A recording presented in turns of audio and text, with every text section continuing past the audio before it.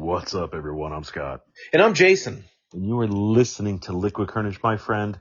A new week is upon us, a new episode in 2024. Hell of a long weekend. You were up actually in my neck of the woods, hanging out with your boy Sam, while I was busy making sausage with the intern. And that's not a euphemism. We were actually making sausage. Oh, the intern was working with you? He helped. Tom's going to make a lot of jokes about this as the EP, but he's helping me with the stuffing process. Yes. Oh my gosh, what an awesome friend. Yeah, it really is because that process is a lot. Yeah. And it always helps having two people in that portion. But man, I tell you what, that was a long day. That whole adventure took me 14 hours on Saturday. 14 hours. Yeah. 14 Holy hours. moly. You know what? That's kind of one of the reasons why I stopped doing mass production of essential oils, quote unquote, because it just takes a lot of time. Well, normally it wouldn't take that much time, but the weather turned and I kept getting temperature stalls trying to cure the meat. So what that means is the meat stops raising an internal temperature at a certain point, and it takes forever to get going again. Oh. And it's because our weather went from being overcast and gloomy to then it started raining.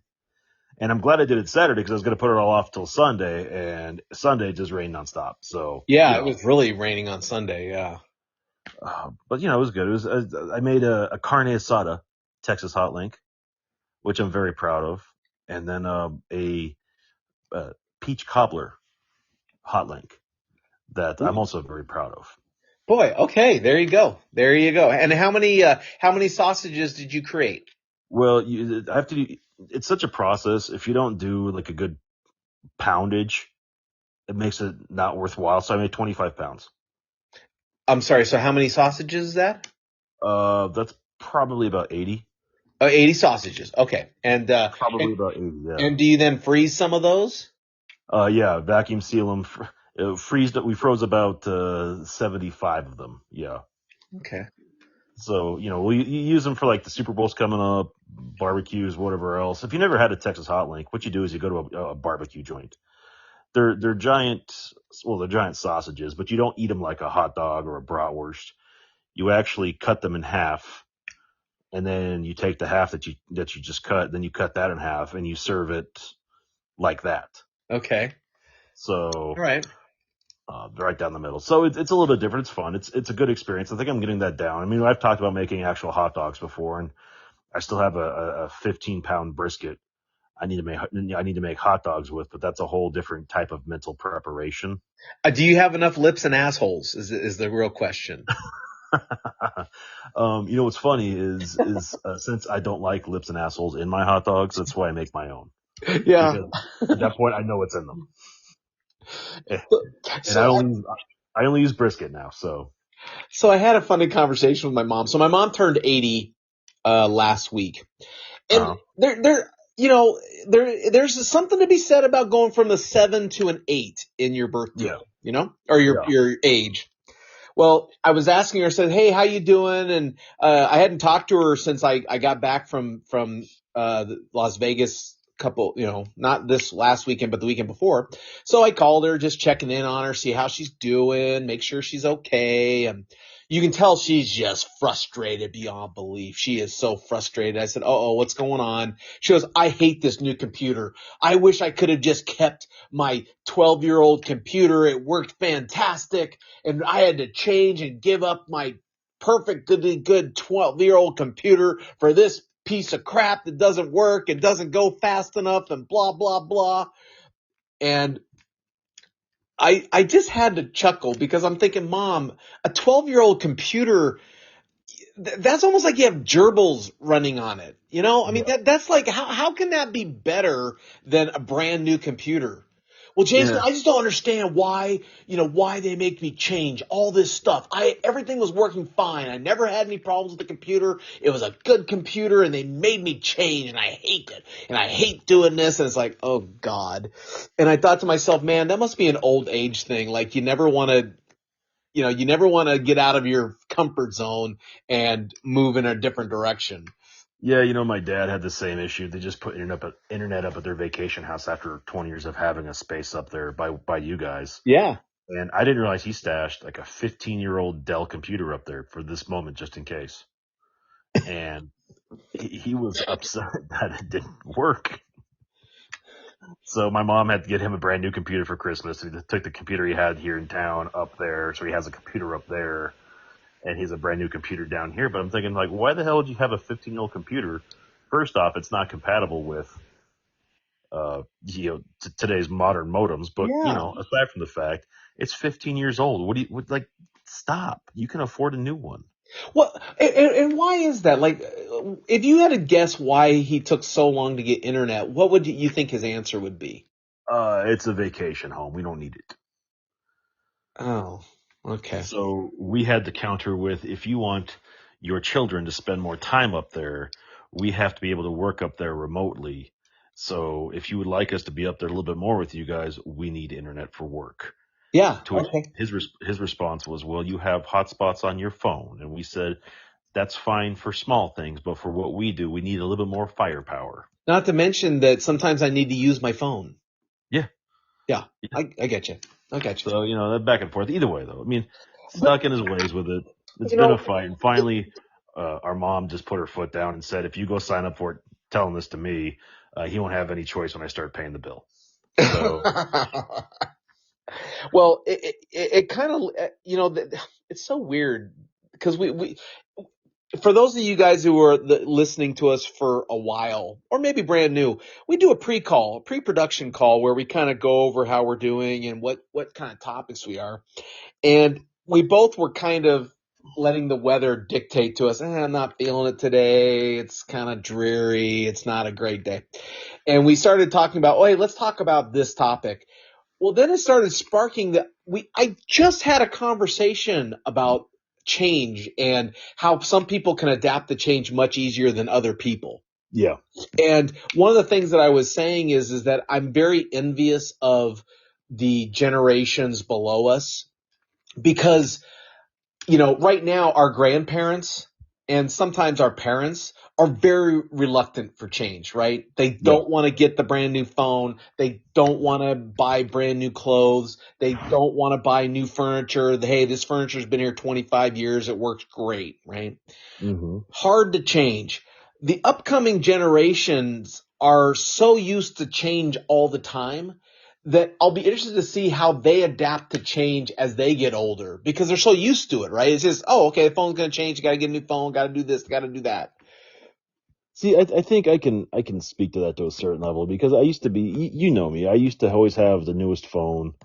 I'd always trade my truck in once the warranty ran out. And over the last few years, I've just kind of stopped that. I finally have a phone that's probably a little outdated, but it works fine. My truck is a year away from being paid off, which is almost unheard of. For you, yeah. Yeah. I like the change. It makes sense, but it was kind of a natural progression. And I think that's just part of growing up where, you start in this scenario, it's like, it's a part of growing up where you accept that, it's cool. I don't have to have the newest, latest, and greatest. There's things that are just more important going on in the world and important in life.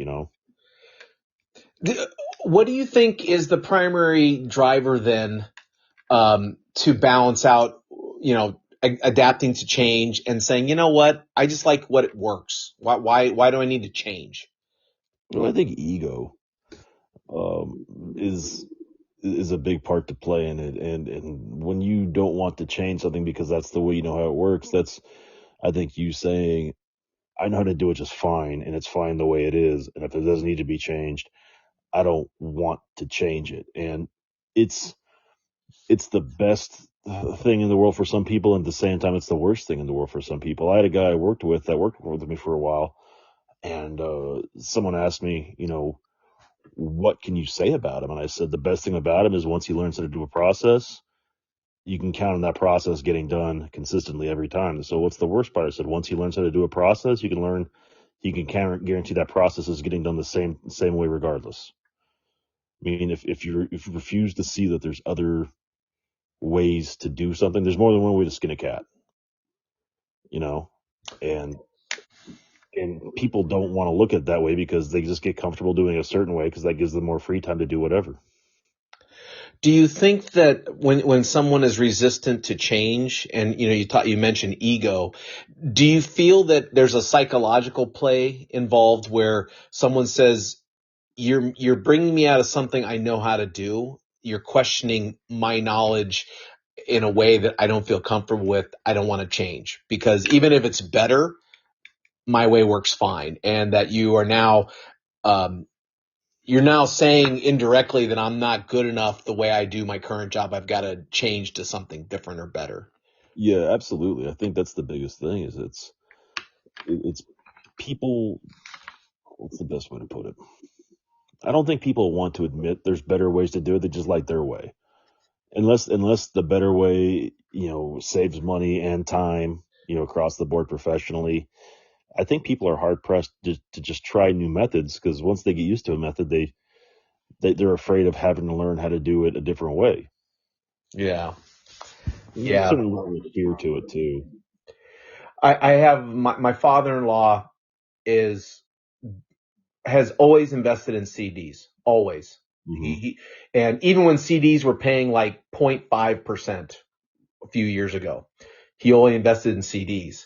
And there were so many times where myself, people in the family would say, Dad, if you invested in a mutual fund, if you invested in anything else, you would get so much more money working on your behalf. And he would always come back to the same thing. This works for me. Why do I need to change it? It works fine.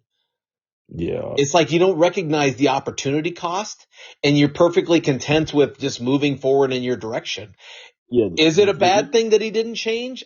I don't know. I don't know the answer because it had worked for him, The EP and I experienced that with our parents too, where, there's a certain point in time where they said, hey, our money is your inheritance. So if there's a way you want us to diversify and start investing the money that way, we'd like to know because it's going to be your problem ultimately. And we've broached a few topics with them about it, and the response is like, well, we don't know how to do that, so we're going to stick with what we're doing. It's like, well, if you're going to stick with what you're doing, why are you asking? Right. Okay. Yeah. It's don't say you want to try something new, then you realize you're never going to try something new. But there's opportunities out there if you're willing to look outside the box. We had a consultant in a few weeks back that was just asking the questions, doing the office space thing, like what do you think about this? What do you think about that? And I ended up giving him a tour of our facilities. So you end up almost cross interviewing each other. That makes sense. Like I'm talking to this guy. I'm not officially being interviewed, but he's talking to me, not officially interviewing. Sure. And I'm asking him questions, trying to figure out what his angle is. And it came down to he asked, so what do you think the biggest barrier is? I said, we've been in the same, a lot of people have been in the same organization for 20, 25 years, and they had the same leader for the majority of that time. So in their mind, there's stable leadership, and then there's been so many change in courses over the last couple of years. They don't know what to think anymore. And it's frustrating them, and they're resistant to change because they can't control what's going to happen, but it's not the direction that we're going in, and they're fighting the current instead of getting on the bus. And I see. The guy asked, like, so what do you think? I said, it's hard for me, but my job's changed. So at this point right now, it's easy for me to, go with the flow and roll with the changes because, I don't know any different. So I have to figure out the best way possible. And if someone's going to have it for what I'm doing now, I'm willing to listen. Do you think that part of the resistance too is the skepticism that the new way is officially better? I think there's skepticism. I think there's fear of, well, what's wrong? It's the ego thing. What's wrong with doing it my way? Why can't I just keep doing it my way? It's worked this well for this long. Everyone's told me I've been great. They couldn't do this. They couldn't work this place without me. So why do I have to change? Yeah, I was talking to someone who is in the service industry, and they work off of a small salary, but then tips, and they work at a very nice high end restaurant. So their tips are, there are days when they probably make $70,000-$80,000 a year, as a waiter. And I said, so, do you think you'd want to continue to be a waiter or would you want to do something else? And he said, here's the thing I've noticed is that I make $70,000, $80,000 a year as a waiter, which is fantastic, but I'll never make more than that. I'm capped out because, tips are not going to increase every year, um, you know, to the level that I'm going to be making 90,000 next year and 100,000. I mean, once you get to the highest level as a server, you're not going to make any more. And so he was debating whether or not it'd be better for him to keep going as a waiter, making good money, but knowing you're never going to get any better, or take the plunge into something that was totally out of his comfort zone, but had the potential to make more money. Yeah, it's funny you said that because the consultant, and part of our conversation that we had was about that because he was a former CEO, and this is basically a retirement gig for him where he just travels around giving his opinions. So it's what every good consultant is. You get to travel on someone else's dime, give your opinion, and then screw it. They paid you for your opinion. You gave it to them. They paid for you to be there. You're on your merry way. And he goes, the problem with a lot of these senior level positions in healthcare is that there's only so many of them, so you have to move around a lot. And he asked me, he goes, well, do you ever consider like trying to move into one of those spots? And I said, in all honesty, no. I don't want that kind of pressure. I know that about me. I am happy where I'm at, and quite frankly, we have family here that we're tasked to look after. We have kids in school. We're not going to up and move. We don't want to up and move because we have these family commitments. And he was telling me a story about a job in Buffalo that he did, and these people he was there during a Buffalo snowstorm. So if you've watched the playoffs the last couple of weeks, you've seen what that place is like in the wintertime. It's not fun. Yeah. And he goes, the funny thing is that this guy's complaining about the weather up there, and this guy's from Georgia. He goes, just move to Florida, move to Georgia, go down south. He goes, the guy said, it's not that easy. I got family here. We got roots. You can't just pick up and go when you have things that you're committed to. And the guy goes, and the consultant goes, I never felt so little in my life that, for the way that guy answered that question, because he's right. I just, in my head, thought, well, shoot, why don't you just up and leave? Because you can do that. And I didn't even think about the fact that, he's got kids in school. He's got family here that he's got to take care of, or they're taking care of them. So it's not just as easy as people seem to think it is, Well, and also, I mean, if you want to talk about your situation, you as a single man with no, family ties or, in a relationship with kids, your decision to leave might be much easier. Oh yeah. You know what I mean? Like the factors that play into the decisions of change, will also impact. My mom, part of the change was your computer no longer is doing one function that you need to do.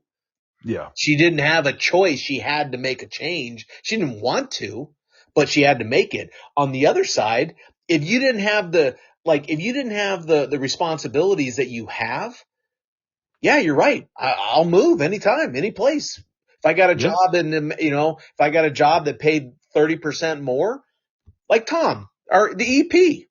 I mean, he had an opportunity. He didn't have to leave Arizona. No. But he didn't have anything that was keeping him locked here, and he made that move pretty easy. If he had been in a relationship and been, in a situation where it would have had things that would have had, forced a move to be tougher, he may not have left. Yeah, he might have thought twice. Yeah, that's a good point. Absolutely. I remember a couple years ago there was discussion that Florida was going to be receiving Disney headquarters. Yeah. And a lot of people in California were going to be flown out and moved out to Florida. And a lot of people were like hesitant, like, I don't want to go to Florida. Why are you relocating my job? My job is here. Yeah. Probably for the same reason, right? I've got family, I've got kids, I've got a life here. Why are you moving me for change?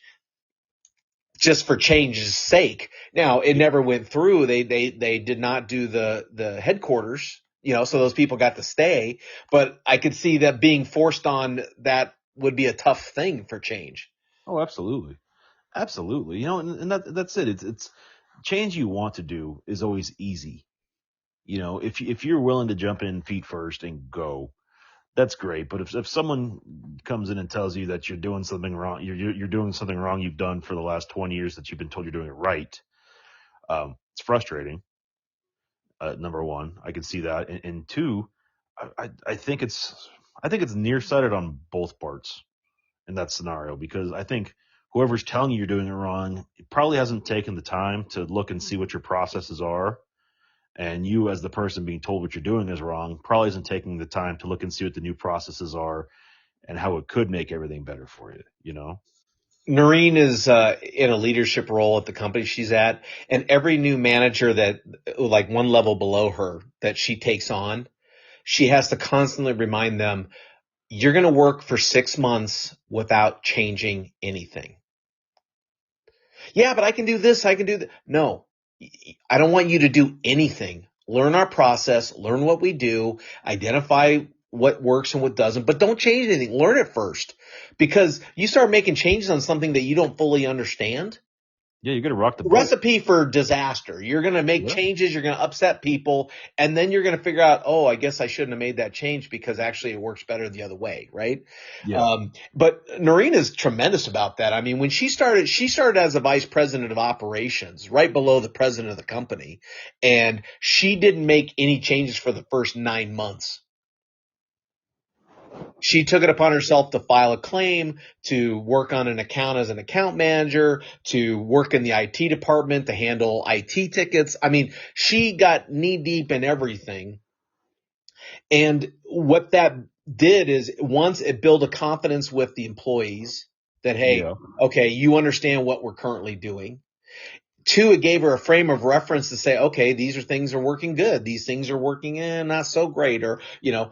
And then three, when a change was going to be implemented, she had both sides of the change's positive and negative impact under consideration, so that she knew, hey, if I make this change, I understand why I'm making the change.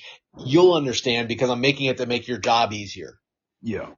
Versus, hey, I'm brand new. I'm a new person. I'm going to change everything. We're going to get this tip top shape. It never turns out the way these managers think it's going to, right? Yeah, it never ends well. It doesn't. I'm not going to say it never ends well, but I mean, it doesn't usually go as well as the people think it is in their head, you know? Now, on the other side, when is change a good thing? Like a forced change? Like I see that with sports teams all the time. Yeah. You know, we had coaches that were fired. Hey, this isn't working. Yeah. They changed that. And the disruption is always difficult, but sometimes a change needs to be made. You know, hey, this isn't working. Well, you know, I think sometimes when you're moved in positions professionally, just because you're just trying to help, that change is, I think, good for the person's moving mental state. Because I think there's a lot to be said where you get so used to doing your job, it becomes boring, and you start to miss things. There's the saying, "I need a fresh set of eyes on this," and I think that's a very, you know, tremendous statement for someone to make, because that's brave for someone to recognize to themselves that I need someone else to look at this to see if I'm doing it right or if I'm missing opportunities, because I've just always done it this way. When you started into your serious relationship, from single to into a serious relationship, was that change a difficult one? It had its challenges, but I don't think it was difficult. Is that because you were ready to be in a relationship with someone and have, if it turned out to be, have a family, you were ready for that kind of change? Well, I don't know if anyone's ever really ready for that kind of change, but I just think the way we handled it made the transition easier. I think the biggest challenge for us was when we moved in together, because it was sooner than we wanted to. It was under, you know, the circumstances we didn't want it to be under, but it was what it was. Right. Okay. There you go. And 3 years later, I mean, we're doing well, so I guess it works out for us. But you know, it's interesting though when when you say that and you ask those questions. You know, I think relationships are different than like jobs, because you know, when you get in a relationship, especially nowadays, you get so caught up in life that sometimes things just happen naturally, and you don't realize that these are big steps. You guys just did it because, well, hell, life's going. If you don't get on the bus, you're going to get run over, you know? Yeah, I mean, we had our company right around Thanksgiving got hacked, and they had to basically destroy the entire system as we knew it and rebuild piece by piece by piece. Well, that rebuilding, one of the biggest impacts to me was it basically eliminated any of my previous job functions, at least for a time. And for a lot of people, if everything that you did on a daily basis for work got just eliminated, a lot of people would say, well, I'm not doing anything. If I'm not doing my job, I'm not doing anything.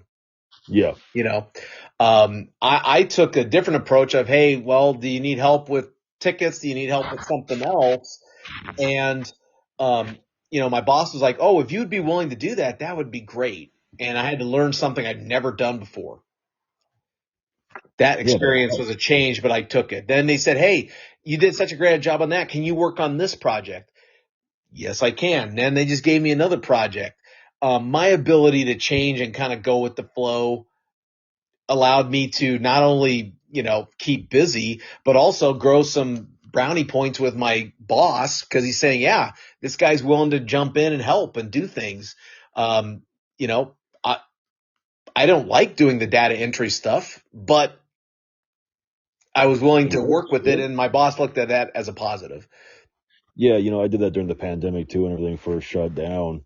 My job was at the time was very public and working with the public, and then when you can't work with the public, we had to pivot. So we had to ask our boss, like what needs to be done for the organization, like what can we do? And we found ourselves down in the laundry room folding, a PPE, um, and just doing other odds and ends things to keep the place running. And it's kind of fun to look back, like, oh yeah, I did that. And when people hear that you did that, it kind of makes them look at you a little bit different too. Because if you're willing to do the work, you don't care who's getting the credit. You can go a lot farther in life. Yeah, I mean, and while I totally understand, kind of going full circle, I can totally understand my mom's frustration with having to change a computer that she knew how the functionality worked and she knew all the, everything was set up the way she wanted it. The growing curve, I can totally understand her frustration with this new computer. I don't know it. I don't understand it. It's not working the way I want it to. This change is awful. Yeah. And some changes better than others. Like I used to remember when I was teaching next gen at the hospital up in Kingman. When I first learned to type, I was 2-finger typing. Yeah. I got really fast. Yeah. Once I switched to the normal typing position, I would never go back to 2-finger typing again. But it was hard for me to switch over because I was like, I type really fast this way. Why do I have to change? But that's it's the mental, it's the internal mental click over. That makes sense. That once you accomplish that, then it's not hard, but you have to get over the hump. It's like, yeah, I guess it really wasn't that bad. Yeah, what's that famous line? The only thing that's constant in this world is change. Yeah, exactly.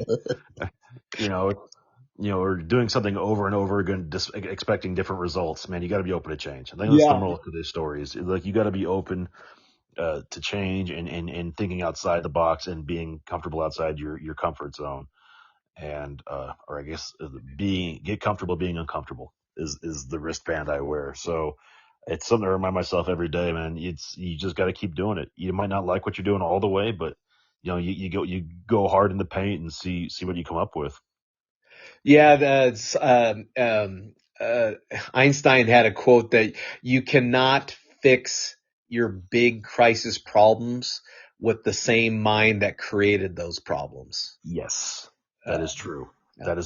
That is how we got the bomb. Yeah, you have to think outside the box, and sometimes that's a tough adjustment. Yeah. Only the future looking back, you'll be able to tell whether that adjustment worked or not. But yeah, that's true. So as we wrap up today's show, you ever been in a situation where you've had to change course or been forced to change a process that you've either created or done long enough to feel like you're an expert? We want to hear about it. Hit us up on Facebook, Instagram, or Twitter, all that Liquid Carnage. spring is still months away for the EP up in the Denver metro area. So if you want to go with him to a Denver, Colorado Avalanche hockey game or the Fort Collins minor league hockey game, you can win a chance to do that. Just hit him up at liquid_EP with your favorite hockey jersey picture of you in it. Oh, wow. Wow, that's nice. That's real nice. Boy, we'll see all kinds of stuff. Nice. He'll be happy when he hears that. Oh, heck yeah. I just made that up right there. I like it, man. Yeah, there we go. All expenses paid trip. That's great commitment. Ooh, wait, some restrictions apply. Yes, so fine print, some extension. Exactly. Yeah, that was good qualifiers, Scott. Yeah. You learn from experience. You don't change. Nothing. Never mind. Just take us home, Jason. Hey, thanks for listening, everybody. We always appreciate you. That was Scott. I am Jason. And